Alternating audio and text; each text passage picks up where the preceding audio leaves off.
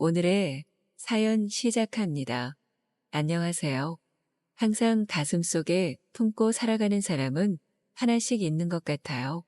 얼마 전 제가 인생에서 가장 사랑한 남자의 부고 소식을 듣게 되었어요. 제 인생을 돌이켜보면 가장 뜨겁고 사랑했던 사람인데 기분이 이상하네요. 왜 그렇게 빨리 간 건지, 건강하던 사람이 어쩌다가 병을 얻게 됐는지 물어보고 싶은 게 한가득인데 이제는 얼굴도 볼 수 없어요. 그 사람을 처음 만난 건 20여 년 전 저의 과외를 봐주시던 선생님이에요. 성적이 출중하고 뭐든 잘하는 언니를 뒤쫓아가기 바빴던 저는 과감하게 과외 선생님을 구해달라고 이야기했고 엄마가 수소문 끝에 알아봐 주셨죠. 명문대 의대를 다니던 대학생이었는데 집이 가난해서 바쁜 와중에도 쪽에서 과외를 한다고 하더라고요. 군대를 이르게 다녀와서 재수하고 악바리로 24살에 입학한 중고 신입생이긴 했었죠. 그냥 명문대도 아니고 의대를 다니는 학생이다 보니까 과외비도 만만치 않아서 엄마가 신신당부했던 기억이 나요. 사실 선생님을 처음 봤을 때부터 저의 마음은 설레었죠. 훤칠하고 지적인 느낌의 의대생이라니 대단하게 느껴졌어요. 차가운 인상의 안경 너머로는 항상 다정하게 바라봐 주셨고 수업도 잘해주셔서 공부가 재미있었던 시기예요. 고3 시절 선생님 덕분에 팍팍하지 않게 보냈던 것 같아요. 한 번은 선생님이 너무 좋아서 쳐다보다가 수업을 놓쳤었는데요. 진지하게 수업에 집중하지 못하면 더 이상 과외를 가르칠 수 없다면서 그때부터는 정말 죽기 살기로 했어요. 제 성적이 오르지 않으면 엄마가 과외 선생님을 자르실 테니까요. 중하위권 성적에서 1년 만에 그래도 괜찮은 성적으로 마무리할 수 있었어요. 1년 전이라면 생각지도 못했을 대학교에 원서를 넣을 수 있었고 무난하게 합격도 했습니다. 나름 알아주는 여대를 가게 되어서 집에서 선생님께 1학기 등록금에 가까운 보너스를 드릴 정도였어요. 그 이후에 제가 성적이 잘 올라서 주변 동네 아줌마들 사이에서 엄마한테 연락처를 많이들 물어보셨는데 학업에 집중한다고 하더라고요. 선생님에게 제가 첫 제자이자 마지막 제자였던 거죠. 대학 발표가 나는 날 선생님한테 좋아한다고 고백을 했어요. 저도 이제 대학생이 될 테니까 만나주면 안 되겠냐고요. 당황할 줄 알았는데 제가 좋아하는 걸 알고라도 있었다는 듯이 성인이 되면 밖에서 밥 한 번 먹으면서 술 한 잔 사준다고 하시더라고요. 그때 그 표정 분위기 그리고 선생님한테서 나던 빨래비누 같은 뽀득뽀득한 냄새까지 다 기억나요. 평생 잊을 수 없는 순간들이 몇 가지 있는데 저한테는 가장 떨리던 순간이 그때였을 거예요. 밥을 먹고 술을 먹고 계속 제가 만나자 어쩌자 조르고 했는데 싫다고 안 하셨어요. 대학생이 되어서도 계속 만나다가 한 번은 대학생활 조언을 구하겠다 핑계를 대고 만나서 술을 진탕 마신 적이 있었어요. 그때 저한테 정말 취해서는 이러면 안 되는데 자꾸 여자로 보인다면서 솔직하게 이야기하시더라고요. 같이 술도 진탕 먹었겠다 숙박업소로 들어가서 첫사랑을 하게 되었어요. 물론 그때도 저에게 잊을 수 없는 날들 중 하나입니다. 그 이후에 선생님에서 오빠가 되었어요. 오빠는 저를 책임지겠다면서 연애를 하기 시작했죠. 남자로서의 그 사람은 더할 나위 없이 다정하고 좋은 사람이었습니다.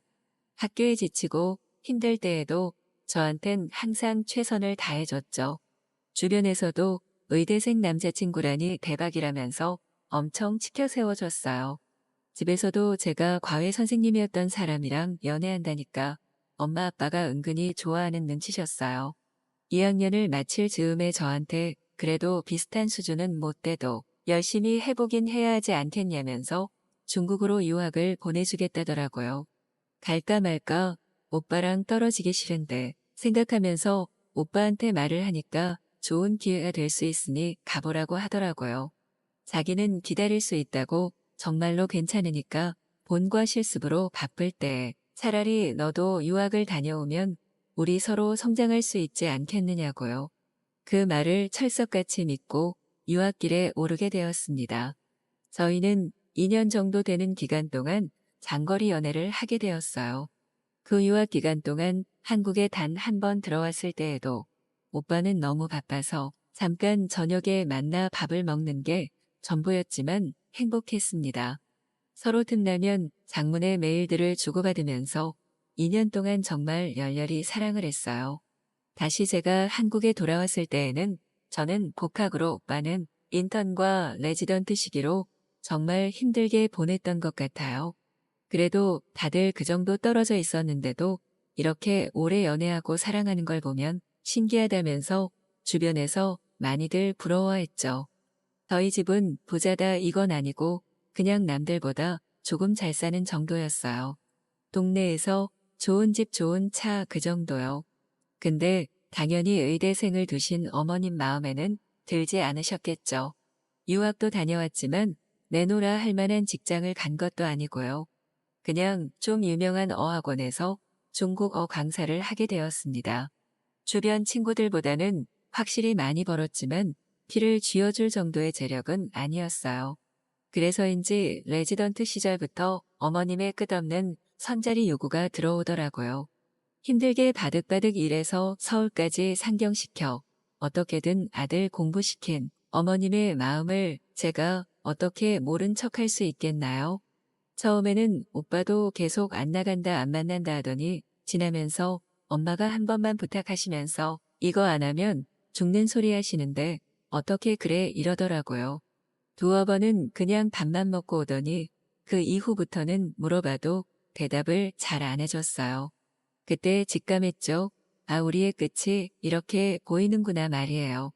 제가 그 사람 뒷바라지를 해준 것도 아니고 저희 집이 집이나 병원을 차려줄 능력도 없는데 그럼 어떻게 하나요? 그냥 눈물바람만 나는 거죠. 결국 선을 보다가 나름 그때 당시에 잘 나가던 중소기업 둘째 딸과 혼담이 오고 가게 되었습니다. 그때에도 저희는 몰래 만나는 상태이긴 했는데 어쩔 수 없이 저는 오빠를 보내줄 수밖에 없었어요. 결혼할 즈음에는 차갑게 저와 헤어지기로 결심한 것 같더니 결혼하고 나서 몇 번 연락이 왔었습니다. 사랑 없는 결혼 생활 내놓고 자랑하기 위한 의사 사회, 사치 부리는 와이프와 법조계 첫째 사위와의 비교까지 힘들었다나 봐요. 위로도 해주고 가끔은 안아주면서 긴 세월을 보냈었습니다. 한참 뒤에 와이프분이 연락 오시더라고요. 만나는 건 알고 있었는데 선 넘지 말라면서 어머님까지 대동해서 한바탕 뒤집으셨습니다. 제 첫사랑이자 첫 연예인 그 사람과의 마지막은 얼굴도 못 보고 끝나게 되었어요. 그 이후로 직장도 바꾸고 연락처도 바꾸고 정말 힘든 시기를 보냈습니다. 하지만 누구나 그렇듯이 괜찮아지고 또 다른 사람을 만나고 가정을 꾸려서 늦게나마 아이들을 키우고 사랑 주며 열심히 키웠어요. 근데 저번 달에 그 사람의 부고 소식을 듣게 되었습니다. 암이었다는데 뭐 더 물어볼 수도 없었나요? 제 인생의 남자를 단 한 명만 꼽으라면 남편이 아닌 그 사람이었는데 기분이 참 씁쓸하고 또 알 수 없는 슬픔이 저를 너무 힘들게 해요.